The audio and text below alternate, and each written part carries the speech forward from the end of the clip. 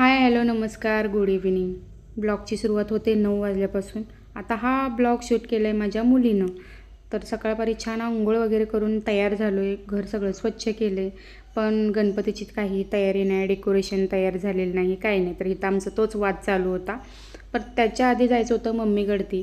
कारण का तर मम्मीची अशी खूप इच्छा होती की गणपती मी बसवावा. तर ही साडी कशी वाटते बघा. तर ही मिशोवरून मी मागवले 399ला. याचा ब्लाऊज नाही मी स्टिच केला, गोल्डन वेअर केला आहे. त्याला काट गोल्डन कलरचे होते म्हणून मी हे थोडंसं कॉन्ट्रास्ट मॅच केलं. तसे हलकं फुलकं घालण्याचंच मन होतं, कारण झोप व्यवस्थित पूर्ण झालेली नाही आहे. तर ही आहे मम्मीचं डेकोरेशन. माझ्या डेकोरेशनचा अजून पत्ताच नव्हता. त्यानंतर मी आणि माझा भाऊ आम्ही गेलो गणपती ठरवायला आणि ठरवूनच घेऊन येणार आहोत. मम्मीची असं मत आहे की शास्त्रानुसार मुलीने गणपती बसवला पाहिजे.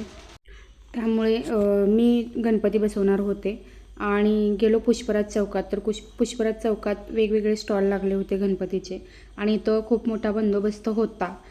4 व्हीलर्स पण होत्या आणि 4 व्हीलर्सला आतमध्ये एंट्री नव्हती. म्हणजे जिथे आपले गणपतीचे स्टॉल आहेत तिथं 4 व्हीलरला बिलकुलही एंट्री नव्हती, 2 व्हीलरला फक्त होती.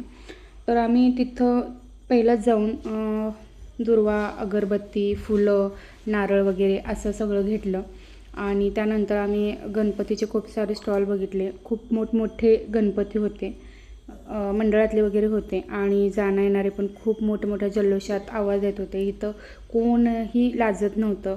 मोठमोठ्या गणपती बाप्पा मोरया असा गजर होता. त्यानंतर मला असं कळालं की आम्ही जो ठरवलेला गणपती होता, म्हणजे माझ्या मिस्टरांनी ऑलरेडी आधी एक गणपती ठरवला होता.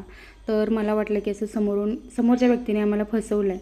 आम्ही 2-3 ठिकाणी चेक केल्यानंतर हा तेवढ्याच साईजचा गणपती आम्हाला 450ला असं सांगितलं होतं आणि मी तेवढ्याच साईजचा माझ्या मिस्टरांनी इकडे विश्रामबागमध्ये 1200 रुपयाला ठरवला होता. आता तुम्ही म्हणाल बार्गेनिंग करता कसे गणपतीच्या बाबतीत, तर तसं काही नाही आहे. सेम प्राईजचा 4-5 ठिकाणी तरी आम्हाला ऑलमोस्ट सांगितलं होतं का समोरचा जो गणपती आहे तेवढाच 1200 रुपयाला त्याने घेऊन आलेला, तो 450 रुपयाला होता.